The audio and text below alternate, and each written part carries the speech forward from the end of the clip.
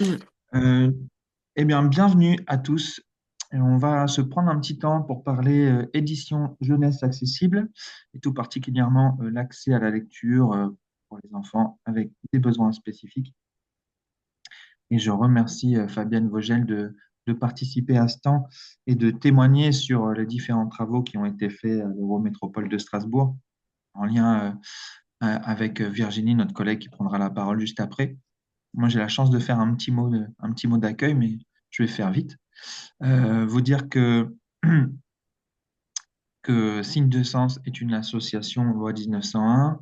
Elle a un peu plus de 20 ans aujourd'hui et elle intervient dans l'accompagnement des personnes en situation de handicap. Tout d'abord, très impliquée dans le monde des sourds et malentendants, d'où son nom Signe de Sens, vous l'avez compris. Et puis, au fur et à mesure de son expérience, des années qui passent, et aussi des besoins qui nous remontent des personnes de terrain, une ouverture sur d'autres champs du handicap. Et du coup, une équipe qui grandit pour répondre au mieux aux différents besoins et puis construire des solutions le plus adaptées possible. Donc, au sein de l'équipe, on a une grande partie de personnes qui sont des ingénieurs pédagogiques. Nous avons des designers ou même plutôt des co-designers. L'objectif de Signe de Sens, c'est de traiter les différents problèmes rencontrés en mode co-design inclusif, c'est-à-dire en mettant les personnes concernées au cœur de la machine et dans la définition du besoin et dans la construction de la solution. La vision de Signe de Sens, c'est d'accéder à cette transition inclusive, ou en tout cas de faire des territoires que l'on accompagne des territoires inclusifs. Et au fil des années, c'est une implication de plus en plus forte sur ce sujet, en mettant la coopération au au cœur de nos interventions, avec cette vision que le handicap est un levier d'innovation et de transformation pour la société tout entière. C'est-à-dire que ce qui profite aux personnes en situation de handicap profite à tout le monde. Voilà, différents programmes au sein de Signe de Sens. Elix, vous connaissez sans doute, en tout cas, je sais que certains d'entre vous, pour en avoir parlé avec vous, connaissent Dictionnaire de la langue des signes française. C'est gratuit, c'est assez accessible pour tout le monde. Donc, c'est un vrai dictionnaire, hein. On définit les mots et on signe le programme édition jeunesse accessible et on en parlera tout de suite après. Je laisserai la parole à Virginie. Les différentes actions autour de Ben le Koala. Donc Ben le Koala, c'est un petit personnage que vous pouvez retrouver sur site internet. L'application, c'est notre plus grosse, en fait, c'est notre gros vecteur notre gros vecteur, ce qui réunit à la fois les différents modules, vidéos, jeux, etc., passe par l'application. Ben le Koala qui s'adresse aux enfants avec TSA. L'objectif est d'accompagner l'enfant à acquérir des nouvelles compétences psychosociales. Mais encore une fois, c'est un petit bonhomme qui s'adresse à tous les enfants, même les neurotypiques. Et puis autour de ça, on travaille le sport comme levier d'inclusion et il y a des actions qu'on envisage avec la Ligue de l'enseignement, d'ailleurs, ici présent. On travaille l'alimentation, on travaille la gestion des émotions, etc., etc. L'accompagnement des structures de la culture dans cette transition inclusive. Donc, c'est pas le tout de recevoir des personnes en situation de handicap, mais c'est aussi important d'accueillir des bénévoles, d'accueillir des salariés en situation de handicap, de les intégrer dans nos modes de gouvernance. Donc, tout ça nécessite des changements de pratique et c'est un peu tout ça qu'on accompagne. Ça, c'est les quatre programmes forts de Signes de Sens, mais les actions vont bien au-delà de ça. Il y a des formations, des temps de sensibilisation, des interventions en conférences, etc., etc. Bref, si vous voulez en savoir plus, n'hésitez pas à revenir vers nous et puis aller jeter un petit coup d'œil sur le site internet de Signes de Sens. Donc, ce qui nous réunit aujourd'hui, c'est le programme édition jeunesse accessible. Euh, Pourquoi? Parce que c'est un vrai sujet pour nous, l'accès à la lecture. En gros, donc qu'on soit sur l'accès à la lecture à proprement dite, mais aussi sur tout ce que ça implique dans le développement de l'enfant. Et donc, je laisse la parole à ma super collègue Virginie pour vous expliquer tout ça. Super, merci beaucoup Julien pour cette chouette présentation de Signes de Sens. Je vais vous présenter l'édition Jeunesse Accessible et toutes nos actions qu'on a entrepris depuis 2018. Et à la fin, je laisserai donc la parole à Fabienne Vogel de la ville de Strasbourg, qui vous présentera en fait le travail que l'on a fait ensemble cette année autour des BCD, donc les bibliothèques et centres documentaires dans les écoles. Elle vous parlera donc du dispositif qu'on a mis en place. La première chose, qu'est-ce qu'on entend par édition jeunesse accessible? En fait, ce sont tous les livres qui sont adaptés dans le fond ou dans la forme pour répondre aux besoins spécifiques des enfants. Dedans, on va trouver des livres en braille, par exemple, des livres en langue des signes. On peut trouver également des livres en pictogrammes ou en facile à lire et à comprendre pour les enfants autistes ou avec une déficience intellectuelle. Et il y a également, des livres pour les enfants 10 avec des livres syllabiques, etc., etc. Nous, on a compté à peu près 16 adaptations qu'on pouvait proposer, donc à ces quatre grandes typologies de handicap. À garder en tête que ces livres adaptés, qu'on réunit sous le terme de édition jeunesse accessible, ces livres sont lisibles par tous les enfants.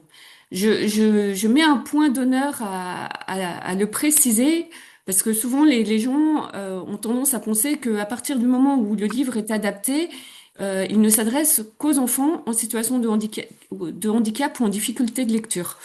Or, tous ces livres, certes, ils répondent à des besoins spécifiques, mais ils peuvent être lus par tous. Et c'est vraiment ça qu'il faut retenir. Donc, en fait, c'est un peu comme dans tous les projets qu'on monte. On part toujours des besoins des publics les plus fragiles, mais on essaye de faire des projets accessibles à tous les publics. Je vais commencer par vous parler du dispositif qu'on a mis en place dans les bibliothèques. Pour vous remettre le programme un petit peu dans son contexte, il faut savoir qu'en 2017, non, pardon, 2016 et 2017, on avait organisé une dizaine d'ateliers participatifs où on avait mis autour d'une même table, en fait, des bibliothécaires, des professionnels du médico-social et des personnes en situation de handicap pour penser à la bibliothèque accessible de demain. L'idée, c'était vraiment d'identifier en tout cas ce qui fonctionnait et ce qu'il y avait à améliorer. Dans tous les points que l'on a compilés, il y en avait un. C'était que les bibliothèques disaient, ben, nous, on accueillerait bien davantage de publics en situation de handicap, mais ils ne viennent pas parce qu'on n'a pas d'offre de livres à leur proposer et on ne sait pas comment les accueillir. Et les personnes en situation de handicap répondaient en face, bah oui, effectivement, on ne vient pas parce que il n'y a rien pour nous à la bibliothèque. Donc nous, Signe de Sens, on a décidé de s'emparer de ce sujet et de lancer un programme qu'on a appelé Programme Édition Jeunesse Accessible, avec dans l'idée de rendre la lecture accessible à tous les enfants. On a donc commencé à travailler main dans la main avec la médiathèque départementale de l'Oise, donc la MDO et trois autres bibliothèques sur le territoire pour monter un premier dispositif. Là, on n'a qu'une heure devant nous pour tout vous présenter et vous laisser la parole. Donc je vais aller assez rapidement, mais bien sûr, on pourra échanger ensuite. Le dispositif que l'on a mis en place, c'est en fait de créer un espace dédié dans les bibliothèques. Donc là, sur la photo à droite, vous avez ce qu'on appelle la bibliogia. C'est un meuble avec des livres adaptés qui sont présentés. Ces livres sont présentés par type d'adaptation et non pas par type de handicap, car il ne s'agit pas de stigmatiser les enfants. Les bibliothèques qui ont installé ce dispositif proposent des livres et proposent également des animations. Excusez-moi, j'admets quelqu'un en salle d'attente. Euh, Je m'en je occupe. disais, oui. Du coup, voilà, dans ce dispositif, des livres sont présentés et il y a également des animations tout au long de l'année qui sont portées par les bibliothécaires et qui sont également encouragées par Signe de Sens, notamment à travers la semaine de l'OJA qui est organisée chaque année au mois de novembre. Pour mettre en place ce dispositif, nous avons des outils et ressources que vous pouvez télécharger directement en ligne sur notre site internet. Et notre site internet, donc c'est e-j-a.fr. Vous pourrez aller voir dessus tous les outils qui sont mis à disposition. Et vous avez notamment des listes de livres, bon, pas des listes, mais vous avez un référencement d'éditeurs qui proposent des livres adaptés. Sur notre site, il y a donc des outils, notamment des kits à télécharger pour vous accompagner dans cette démarche. Et bien entendu, en termes d'accompagnement, nous sommes là aussi si vous voulez quelque chose de plus poussé, et notamment si vous avez besoin d'être accompagné en termes de montée en compétences, nous pouvons vous accompagner sur les formations pour bien comprendre ce qu'on entend par édition jeunesse accessible, pour comprendre à quoi correspondent les différentes adaptations. Et nous proposons également des formations autour de la médiation inclusive. Parce que bien sûr, c'est bien de proposer des livres adaptés, mais c'est bien aussi de rassurer en tout cas son équipe sur comment bien accueillir les enfants en situation de handicap et quelle médiation leur proposer. À titre d'exemple, nous accompagnons des territoires euh, pour que ce soit des projets plus globaux. Je peux vous donner par exemple la Normandie qui nous sollicite maintenant depuis 3 ans. On va dire qu'il y a à peu près une vingtaine de bibliothèques équipées en Normandie de ces espaces JA et ces espaces rencontrent beaucoup de succès. Mais nous avons également d'autres territoires que nous accompagnons. Je pense par exemple, on a accompagné l'Oise, on a accompagné l'Ain. On est en train d'accompagner de plus en plus Lyon et la métropole. Ce que je vous invite à faire, c'est toujours pareil, à vous rendre sur le site EJA sur lequel il y a une carte où on voit toutes les bibliothèques, en tout cas, qui se sont lancées dans cette démarche. Euh, donc, comme je vous l'ai dit, nous avons commencé donc par nous préoccuper des bibliothèques, dont en même temps, je ne l'ai pas spécifié, mais nous avons également monté un dispositif à l'attention des librairies qui est un petit peu sur le même modèle. Mais ensuite, nous nous sommes intéressés aux structures médico-sociales. Euh, le médico-social qui ne propose pas spécifiquement de livres adaptés dans leur structure. Donc, nous avons créé 2 coffrets.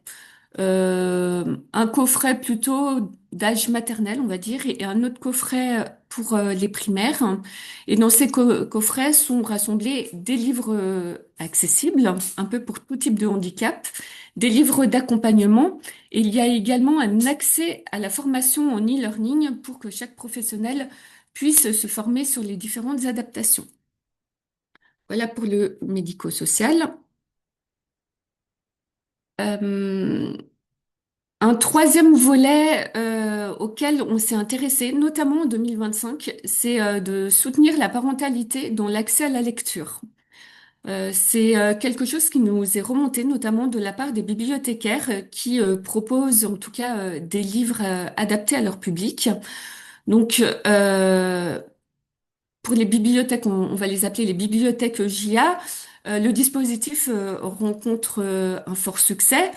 Simplement, le retour notamment des parents, c'est que les parents qui ont un enfant en situation de handicap n'osent pas encore forcément franchir le cap de la bibliothèque et venir avec son enfant. Ça, c'est la première chose.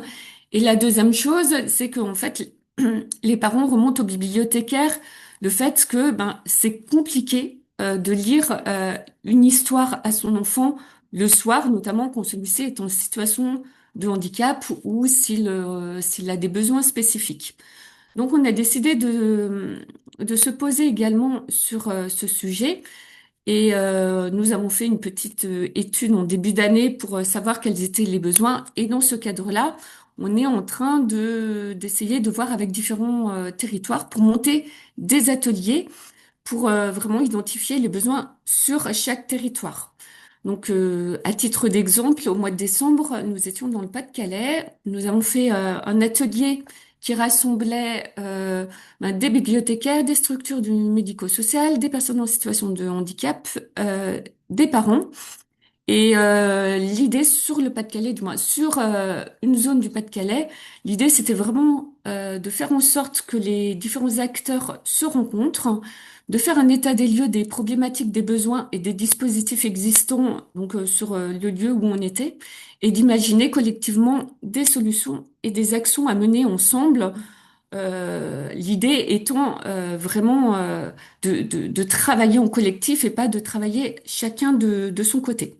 Voilà, donc ce projet Soutenir à la parentalité, nous sommes en train de le développer. Si jamais vous avez des besoins sur votre territoire, n'hésitez pas à nous solliciter pour voir comment, en tout cas, on pourrait vous aider dans ce sens-là. Et j'arrive enfin au dernier sujet avant de passer la parole à Fabienne. Euh, donc toujours en 2025, mais le projet avait déjà émergé en 2024. Nous avons décidé de monter, du moins, de nous intéresser aux écoles, les écoles qui étaient de plus en plus demandeuses pour en fait recevoir des livres accessibles au sein de leurs écoles, donc soit au sein des classes, soit au sein des BCD. Dans ce cadre-là, donc Fabienne qui se présentera ensuite nous a sollicité donc Fabienne excusez-moi qui est chef de service périscolaire et inclusion sur la ville de Strasbourg nous a contacté donc pour qu'on les accompagne et pour qu'on fasse en sorte en fait de rendre les BCD des écoles de Strasbourg plus inclusives. Donc, sachant que quand on dit plus inclusive, les BCD sont utilisés aussi bien par les professionnels de l'éducation nationale que par les professionnels du périscolaire. Donc, il fallait vraiment penser en termes d'accessibilité pour les enfants, mais aussi des professionnels qui ne travaillent pas forcément sur les mêmes heures.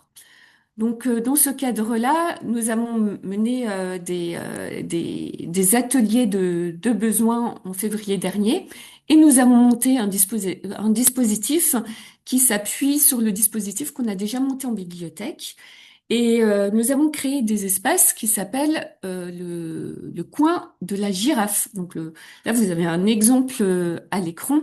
Donc, encore une fois, c'est une sorte de réplique de ce que nous faisons en bibliothèque, mais beaucoup plus accessible et beaucoup plus facilement, du moins, où la prise en main est beaucoup plus facile. Pour mettre en place ce dispositif, nous avons, comme pour les bibliothèques, créé un kit qui s'appelle le kit EJA en BCD, mais nous avons également créé un jeu qui s'appelle le jeu de la girafe. Et ce jeu, en fait, c'est un jeu de piste ludique pour que les professionnels puissent faire découvrir le coin de la girafe à leurs enfants.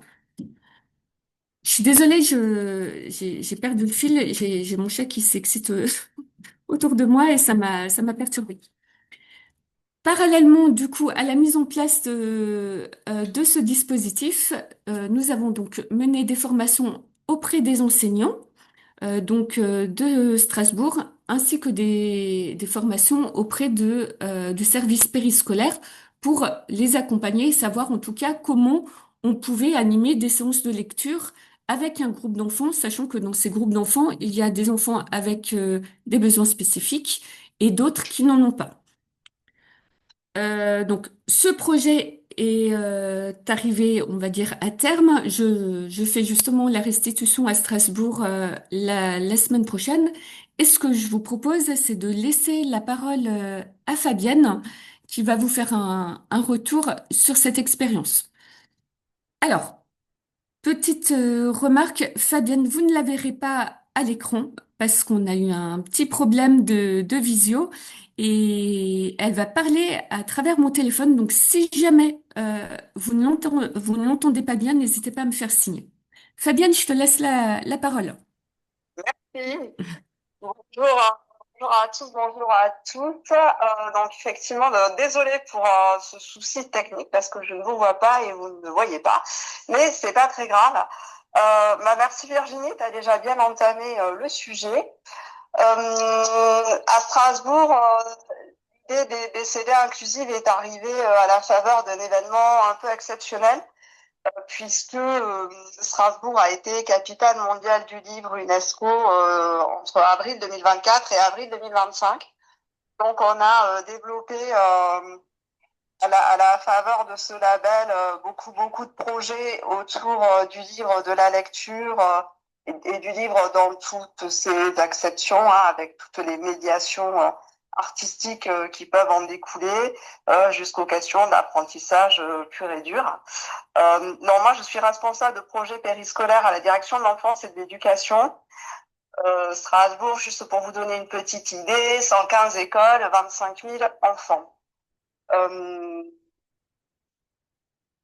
on a eu à cœur vraiment de travailler avec les écoles, à la fois sur le temps scolaire et bien sûr avec nos collègues du périscolaire. Le principal enjeu finalement qui s'était dégagé autour de Strasbourg, capitale mondiale du livre, était de développer des BCD, d'en favoriser le co-usage entre le scolaire et le périscolaire et de développer des projets communs. Donc moi, l'entrée en fait du projet a été plutôt la fréquentation du livre et l'éducation artistique et culturelle, mais j'ai aussi en charge une mission sur l'inclusion. Et du coup, quand j'ai rencontré Virginie qui avait fait une présentation à Strasbourg, je me trouvais là au cœur en fait de mes deux missions qui se rejoignaient. Le point fort de l'accompagnement avec signe de sens, Virginie l'a déjà évoqué, hein, c'était de travailler voilà, en design de projet. Donc, on a pris le temps pendant plusieurs mois de travailler avec les directions d'école, avec des AESH, avec les responsables des sites périscolaires, des ATSEM, des animateurs et des médiathécaires aussi nous ont rejoints de manière à concevoir en fait quelle était la meilleure façon de présenter ces livres dans les BCD et quel usage on allait en faire. Donc ça a donné lieu à beaucoup de discussions, de temps de partage et d'études de besoins, à partir duquel Virginie et une de ses collègues nous ont proposé le format qui pouvait être installé dans les écoles. Donc Virginie vous a montré des exemples en photo. Il avait été décidé que les livres, évidemment, ne seraient pas éparpillés dans les BCD, mais pour une facilité d'accès aux enfants, regroupés dans un même endroit, identifié. Et le choix a été fait de les présenter donc par adaptation, par besoin, puisque c'est plus fluide finalement pour les professionnels, pour les prendre en charge, pour savoir comment orienter l'enfant en fonction de son besoin, des enfants qu'ils connaissent forcément, sans s'attacher évidemment à des étiquettes de handicap, ce qu'on ne fait jamais, quel que soit le sujet traité en la matière. Voilà, une fois que ces prototypes ont été fabriqués, que des dotations de livres ont été achetées, grâce à une bibliographie aussi très pointue que nous a proposé Virginie, voilà, ça a été mis en test auprès des équipes et ensuite on a fait des petites adaptations et validé l'espace. Donc je disais des médiathèques, médiathécaires jeunesse se sont associés à notre démarche puisque l'idée était de travailler sur la continuité du temps de l'enfant.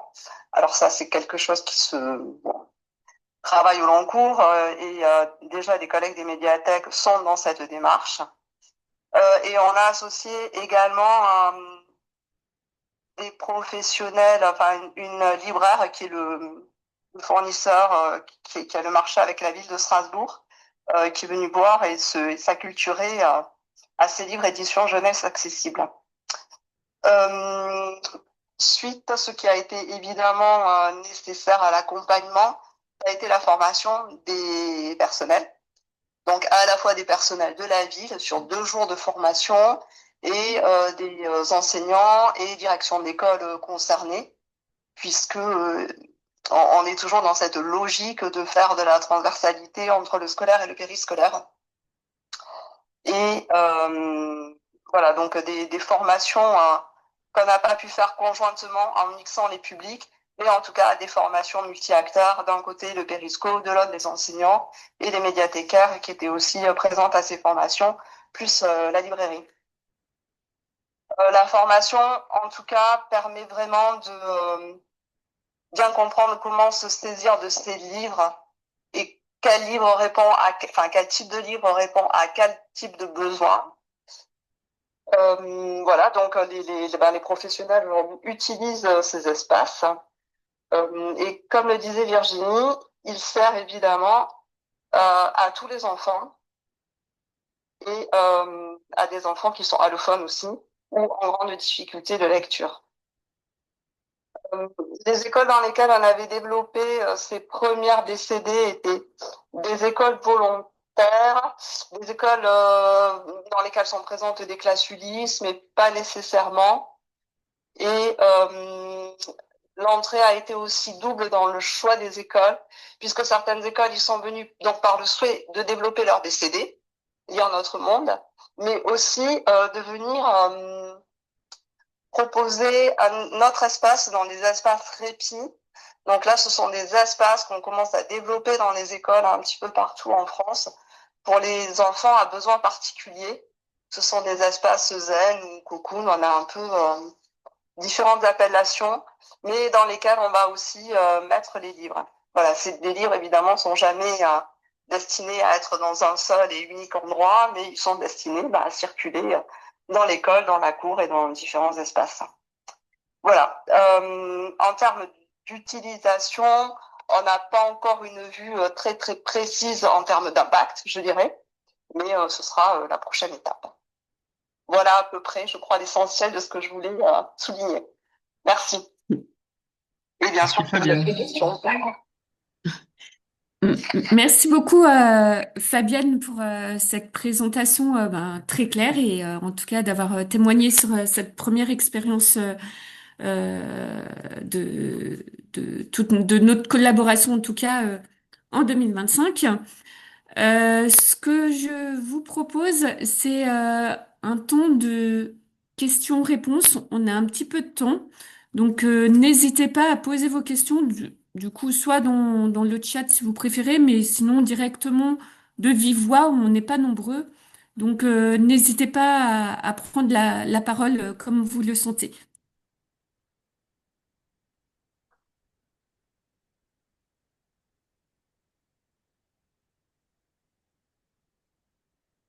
Si vous voulez qu'on revienne, donc soit sur les BCD inclusives, soit sur ce qu'on fait déjà en bibliothèque. Euh, Encore une fois, hein, c'est un webinaire de présentation. Je ne suis pas rentrée dans le détail de chaque action. Euh, mais vous pouvez en tout cas poser des questions. Je peux y revenir sans aucun problème. Et vous l'avez entendu aussi, je me permets de le souligner, il y a une intervention tant dans le fait de conforter des initiatives déjà présentes que dans le fait de développer entièrement un programme sur mesure. Je me permets de le souligner parce qu'on en avait parlé avec Karl dans le cadre de la bibliomobile, c'est ça? Ouais. On t'entend pas, ton micro est coupé, Karl. Oui, oui, en fin de compte, nous, on a une micro-bibi qui est installée déjà dans les locaux de la Ligue, avec un objectif justement de recevoir différentes classes, mais aussi de l'utiliser, nous, pour les différentes formations qu'on peut avoir en notion de formation BAFA, en notion de camp inclusive, voilà. Et donc, c'est vrai que voilà, on est très intéressé sur le fait justement de pouvoir développer et de s'enrichir et enrichir nos bibliothèques finalement de différents livres adaptables, hein. Donc voilà. Si En, je peux en faire réponse à... Ah, il y a juste Fabienne qui veut rebondir. Oui, Je- allez-y. je voulais faire juste un petit commentaire supplémentaire. Euh, je trouve que c'est vraiment très important quand on développe ce type de projet de donner aussi vraiment des éléments de compréhension aux personnes qui vont recevoir les enfants ou qui vont installer l'espace sur voilà un petit peu les différents besoins que peuvent rencontrer les enfants à besoins particuliers. Alors c'est difficile de faire des généralités, mais il y a quand même un certain nombre de choses que les professionnels doivent comprendre sur peut-être la façon dont certains enfants peuvent euh, aborder une conversation ou pas, sur le fait que certains, bon, je vais rentrer dans le détail, mais que certains enfants ne comprennent pas le double sens ou les sens-entendus ou les sous-entendus, que certains enfants vont être très gênés par une sursollicitation de lumière ou de bruit. Donc, si on veut bien les accueillir, l'espace physique est très important et avoir quelques notions, voilà, sur les différents troubles et les différents besoins, ce qu'il faut éviter. C'est quand même très très important de le connaître et de bien préciser que quand on parle d'enfants à besoins particuliers, on rentre bien par le besoin et on se fout complètement de la pathologie de l'enfant. Voilà. Merci Fabienne, très bonne remarque. Julien, du coup, tu voulais reprendre la parole? Non, non, non, non, ça va. Ah ouais, ok. Élodie, on ne t'entend Ah, pas. Bon, vous m'entendez? ah, Ah, ça y ça est, va mieux. oui. Oui. Tu parles fort, oui. Bonjour, excusez-moi, je suis arrivée un tout petit peu en retard. Je me présente, enfin, je suis intervenante pour la communauté de Maubeuge de Sambre. Bon, je vais pas me substituer à ma collègue qui a la tête du nouveau réseau Lire Ensemble, dont vous avez peut-être entendu parler. Bon, merci déjà pour la mise en place de ce temps d'échange, qui est d'autant plus intéressant qu'il y a un retour d'expérience en même temps.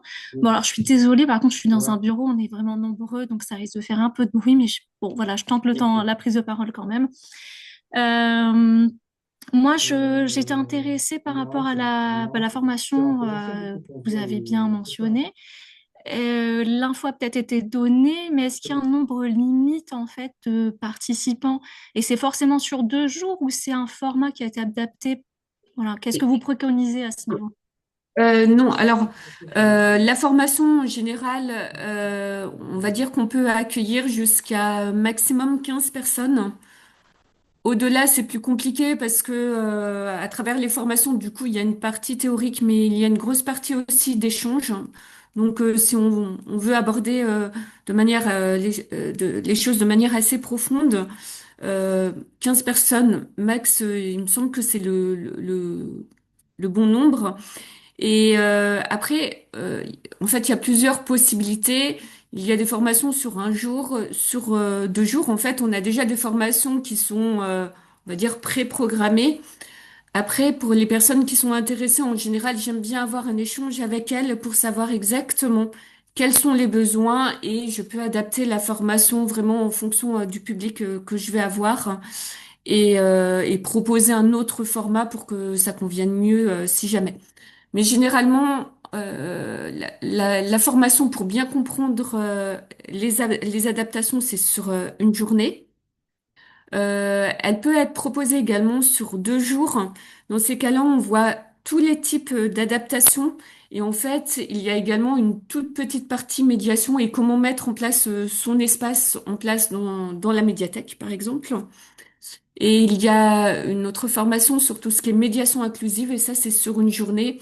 Et là, c'est pareil, il y a une partie, on va dire, une partie théorique, et il y a également une partie atelier, où l'idée, c'est de mettre vraiment les participants en situation, Voilà, par exemple, imaginez des animations à présenter, ben voilà, sur un lieu donné avec tel public et je leur donne les infos à la dernière minute et je présente les livres. Voilà, l'idée c'est d'être créatif en tout cas sur le moment et de repartir en tout cas avec des exemples concrets. Après, comme toute formation, je dirais que ça implique quand même derrière la formation de s'emparer tout de suite du sujet, vraiment pour continuer l'action et ne pas oublier, parce que les formations sont assez denses. Et vraiment, il faut se mettre tout de suite ben voilà, pour lancer le projet et motiver les gens. Merci beaucoup pour les précisions. Bah, c'est très intéressant et surtout voilà, de m'inciter d'emblée à inclure différents acteurs en fait concernés par l'éducation, hein, comme vous l'avez mentionné, que ce soit dans le médico-social, de la médiathèque à l'école, pour vraiment travailler sur le parcours complet de l'enfant.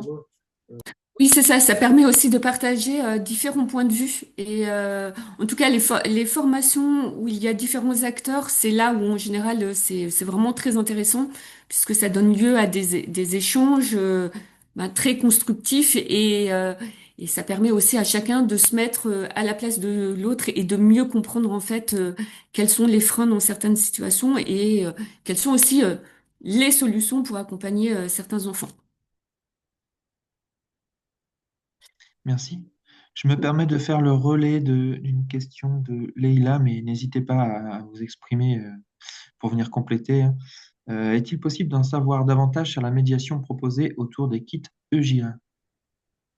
Oui, alors en fait, alors vous me direz si je réponds bien à la question. Donc nous proposons donc des kits EJA que les médiathèques peuvent télécharger directement sur notre site internet. À savoir que ces kits, nous pouvons également les vendre sous forme en version papier, donc ils sont prêts à l'emploi. Et dans la version payante, il y a des ressources supplémentaires, comme des listes de titres euh, prêtes pour commander des livres, des ressources sur justement des types de médiation à faire, etc.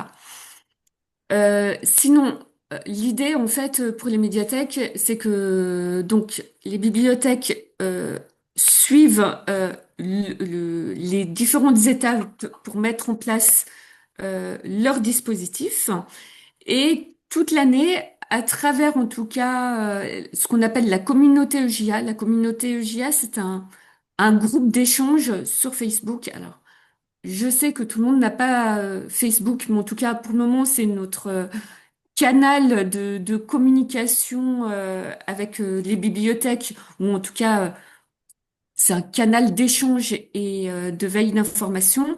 Et l'idée, c'est que tout au long de l'année, il y ait en tout cas des médiations de prévues, notamment par exemple lors des journées mondiales, ou des journées nationales. Je pense notamment à la journée des 10, le 10 octobre, à la journée de l'autisme le 2 avril, etc.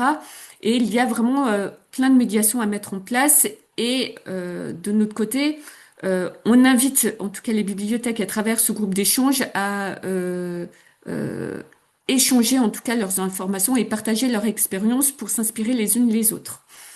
Et à côté de ça, nous donc chaque année au mois de novembre, nous lançons ce qu'on appelle donc la semaine de l'EJA, qui a généralement lieu la dernière semaine de novembre. Donc en fait, on lance les dates là sur le premier trimestre de l'année et on invite chacun à s'emparer du sujet. Et après, en fait, les bibliothécaires nous remontent les différentes animations qu'elles proposent. On rassemble tout sur, pareil, un événement Facebook qu'on partage chaque année au mois de novembre durant la semaine. Donc à savoir que cette année, il y a eu plus de 85 événements référencés sur à peu près, je ne sais plus, c'est une dizaine ou quinzaine de départements en France, donc avec des bibliothécaires vraiment très impliqués qui ont mis en place un espace EJA et qui en tout cas se servent de la semaine de l'EJA pour faire aussi venir le public et faire découvrir leur collection. Donc c'est ça. Et après ensuite en termes de médiation, effectivement, lorsque les bibliothécaires, on va dire, achètent le kit JA, il y a donc toutes ces ressources supplémentaires avec des exemples de médiation et une sorte de référencement en fait d'activités à proposer. Voilà, Laïla, je ne sais pas si j'ai bien répondu à votre question ou si vous avez des questions supplémentaires. Oui, merci pour ces précisions, du coup. Je vous en prie. Après, si, alors juste une chose, il y a aussi, du coup, à travers la formation médiation accessible, là, bien sûr, on aborde directement les différentes médiations qu'on peut proposer à partir du livre en fonction des différents publics qu'on reçoit. Et du coup, juste une précision par rapport à cette formation dont vous parlez. C'est une formation, ce serait pour, par exemple, donc moi je suis dans une bibliothèque départementale. Oui. Nous, on propose des formations pour les bibliothèques du territoire. Donc, est-ce que vous Ouais. intervenez dans ce cadre-là ou ce serait plutôt pour la bibliothèque départementale et les agents de la bibliothèque départementale? C'est comme vous voulez. Ok, C'est d'accord. comme vous voulez. Je fais exactement les deux. Après, je ne vous cache pas que quand je propose ce type de formation, c'est super s'il y a des personnes de la bibliothèque départementale, mais j'aime bien quand c'est mixé avec Mhm. des bibliothécaires qui sont directement sur le terrain. Mais en Oui, termes d'échange d'expérience, c'est beaucoup plus riche. Voilà. oui. En tout cas, moi, ce sont mes préconisations. Après, voilà. En tout cas, n'hésitez pas à revenir vers moi. On peut échanger là-dessus et puis voir en fonction de vos besoins et de vos contraintes aussi. Ok, très bien, merci. Je vous en prie. Et puis l'objectif, et ça reste la clé d'entrée de Signe de Sens, c'est de faire système sur un territoire. Et c'est aussi pour ça, quand on œuvre pour le bien commun, d'avoir des choses accessibles gratuitement, un travail de référentiel, etc. Et puis à côté, en fonction de l'implication de l'équipe, d'avoir des choses payantes, quoi. Voilà. On s'adapte vraiment pour faire système, pour travailler les logiques coopératives et faire en sorte mais qu'on atteigne collectivement notre idéal, quoi.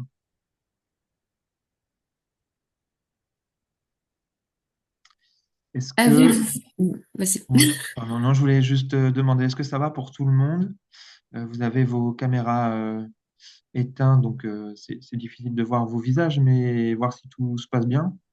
Très bien. Très bien. Oui, tout va bien, merci. Est-ce que vous avez des questions encore? Que j'en profite, comme j'ai Fabienne au téléphone et que voilà elle nous a gentiment réservé son créneau jusqu'à 10 heures pour témoigner de son expérience. Voilà, si vous avez des questions sur les BCD inclusives, sur le parcours, sur en tout cas les premiers ressentis des animateurs ou des responsables périscolaires, n'hésitez pas voilà, à l'interpeller et à lui poser des questions. Fabienne, est-ce qu'il y a un endroit, peut-être sur votre site internet, pour retrouver les différents éléments que vous avez présentés?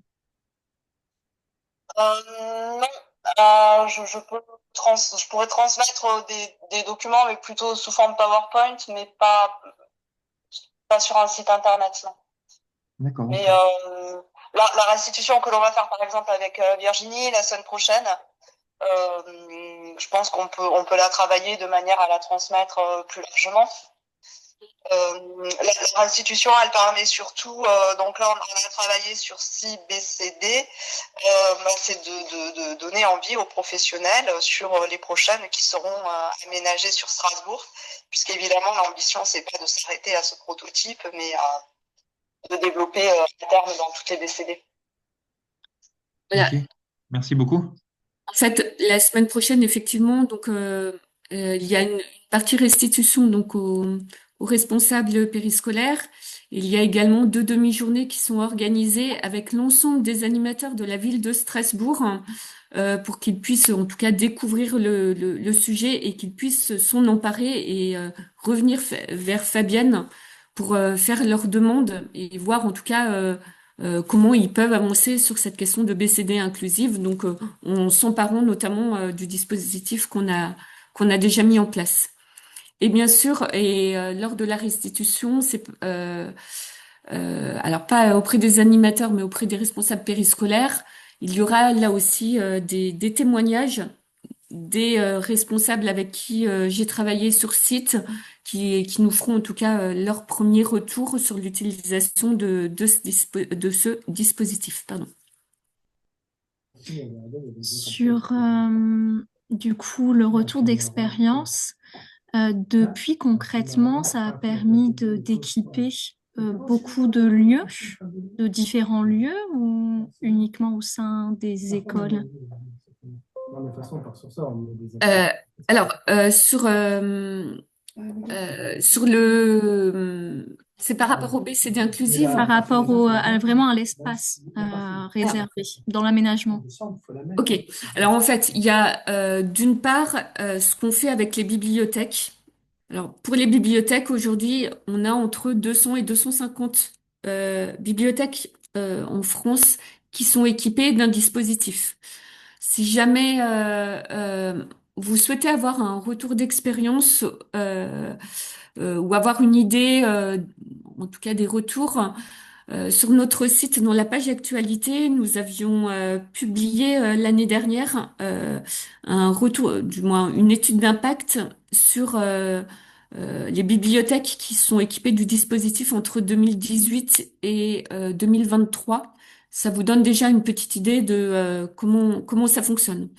En tout cas, sur le plan, on va dire sur le plan qualitatif, on a vraiment on a vraiment de très bons retours et c'est pour ça notamment que certains territoires renouvellent leurs demandes d'année en année parce que eux-mêmes coordonnent sur leur territoire des actions et ils reviennent vers nous. Ensuite, au niveau des BCD, donc le projet avec Strasbourg, c'est vraiment donc tout nouveau et c'est donc avec Strasbourg qu'on a prototypé ce fameux espace coin de la girafe. Donc comme Fabienne vous le disait, pour le moment, il y a 6 BCD qui sont équipés, mais en fait, au départ, ça a été des prototypes qui ont été remodifiés suite aux remontées. Et en fait, pour le moment, on n'a pas énormément de recul pour voir, voilà, comment ça fonctionne. Moi, ensuite, avec les échanges que j'ai eus avec les responsables euh, périscolaires, ils trouvent ça super, en tout cas en termes de fonctionnalité, pour s'y repérer. Maintenant, voilà, il faut laisser le temps, je pense, à chaque équipe de vraiment s'emparer du dispositif, utiliser le dispositif dans de bonnes conditions avec les enfants, s'approprier aussi les livres, parce que c'est comme tout dispositif, c'est pas parce que vous mettez un espace avec des livres adaptés que ben ça va changer et ça va tout changer. Moi, il va falloir que les animateurs, tout comme les bibliothécaires, changent aussi leur posture. Il va falloir qu'ils découvrent aussi, qu'ils prennent le temps de découvrir les livres pour bien comprendre à qui ces livres en fait s'adressent. Il va falloir aussi, voilà, c'est comme toute expérience en fait. Il faut laisser un petit peu le temps de il faut que ça mûrisse en fait tout ça. Mais voilà, en tout cas sur les bibliothèques, ça fait un bout de temps que ça mûrit, on va dire. Voilà, et sur Strasbourg, en tout cas, même si effectivement pour le moment on a très très peu de recul, mais les premiers retours qu'on a sont plutôt très positifs. Merci. Je ne doute pas du retour positif, hein, c'était plus pour voilà, permettre de transmettre le message aux bibliothèques du terrain, enfin du territoire, qu'il n'y a pas nécessité à avoir à tout chambouler dans l'aménagement, voilà, qu'avec peu de ressources, on peut. Ah, complètement. Oui, oui, complètement. Alors, vous faites bien de le dire parce que c'est effectivement, c'est des choses qui peuvent remonter lors des formations où c'est, oh là là, mais on a beaucoup de choses à faire, on viendrait aménager la bibliothèque, etc., etc. Nous, en fait, en tout cas, chez Signe de Sens, le premier pas, c'est de se dire, il faut qu'en fait, les acteurs du terrain, que ce soit bibliothèque, école ou autre, s'emparent du sujet. Voilà, c'est la base, qu'ils s'emparent du sujet. Ensuite, si je repars, je repense aux bibliothèques, mais ce sera la même chose pour les BCD. L'idée, c'est pas de se dire, waouh, il y a beaucoup de choses à retenir, il y a beaucoup de livres. Moi, j'ai pas la place d'installer un meuble comme on a vu sur la photo avec 400 bouquins. C'est pas possible. J'ai pas le budget, j'ai pas la place, etc. En 2018, quand on a travaillé avec le département de l'Oise, donc on a travaillé aussi bien avec la bibliothèque départementale qu'avec trois autres bibliothèques, donc de grande taille, taille moyenne et petite bibliothèque. L'idée, c'était d'imaginer un dispositif qui puisse aller dans chaque bibliothèque, quelles que soient ses contraintes.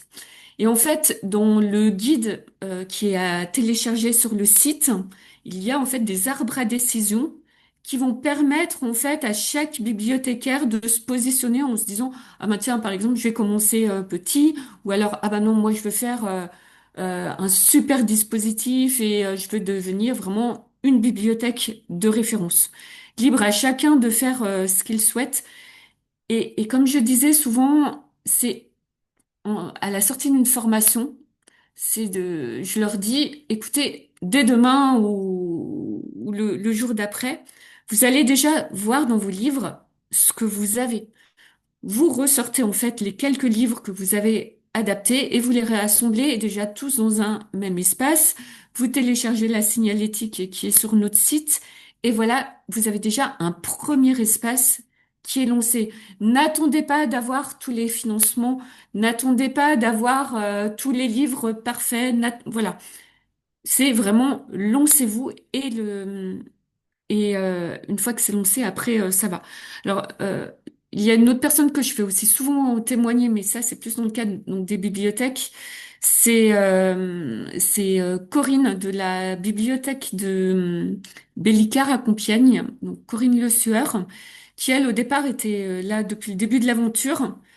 Et je me souviens, je l'ai eu en formation, elle m'a dit, alors, que les choses soient claires, je n'ai pas de livre. Mais je veux faire un super truc pour accueillir les enfants en situation de handicap. Franchement, hein, elle avait trois, quatre livres. Qu'est-ce qu'elle a fait? Elle a réussi à convaincre, du moins, réussi, du moins.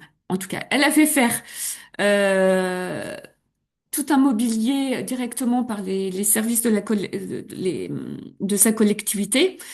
Elle a emprunté 400 livres directement à la médiathèque départementale qu'elle a mis en avant pendant un an dans ce dispositif. Elle, ça lui a laissé le temps de récupérer du budget, notamment par le biais de la subvention du CNL pour les publics spécifiques.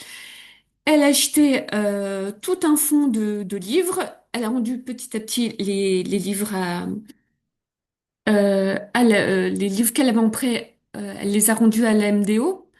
Elle a démarché des structures autour d'elle. Elle a noué des partenariats sur son territoire avec des écoles, des associations, des structures médico-sociales. Elle a fait un travail faramineux.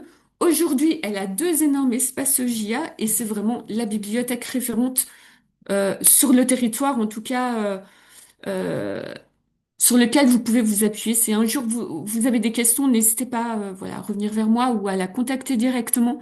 Parce qu'elle, pour le coup, c'est vraiment un exemple où, voilà, elle n'est partie de rien. Elle avait juste sa seule ambition de vouloir faire un truc super. Et elle est partie de rien. Elle y est allée progressivement. Et voilà. Et maintenant, je la fais, elle aussi, intervenir dans les webinaires, comme je fais là intervenir Fabienne sur les BCD. Merci Virginie. Oui. Merci. Il est 10 heures. On s'était dit 9h, 10h. Sauf si vous êtes réellement frustré et que vous avez une question que vous n'osez pas poser, c'est le moment. Il me semble que tout va bien. Merci beaucoup, Fabienne, de vous être adaptée et d'avoir réagi par téléphone. Les personnes qui sont autour de la table ont leurs homologues des directions d'école ou des services périscolaires, hein, qui souhaitent se lancer, ils peuvent transmettre mon nom sans problème. Merci beaucoup. beaucoup, Fabienne. Merci. Avez-vous des dernières questions? Vous l'avez Après, compris, on est à ouais, votre vas-y. disposition du coup. Je me permets le petit mot de clôture, mais on est à votre disposition. Il me semble que dans le mail que je vous ai envoyé avec le lien de connexion, vous avez le mail de Virginie et du coup, vous avez le mien également. Voilà, n'hésitez pas à revenir vers nous. Pas de questions tout à fait claires. Merci, Christelle. Et puis, Fabienne, on glissera son mail à votre demande si vous voulez aller plus loin.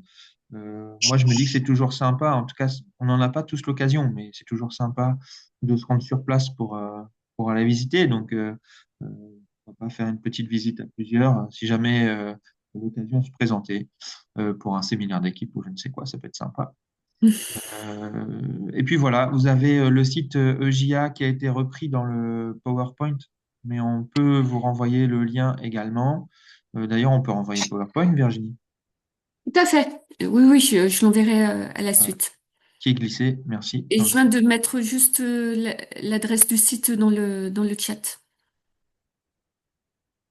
Et si ça vous va, on se dit à tout bientôt. Euh, à tout bientôt avec Signe de Sens, avec EJA, et puis avec les autres actions de coopération qu'on peut monter ensemble. Merci pour ce webinaire. Merci à vous. Belle journée à tout le monde. Merci. Au revoir. Bonne journée. Allez, Au revoir. au revoir. Au revoir, à bientôt. Au revoir. Fabienne?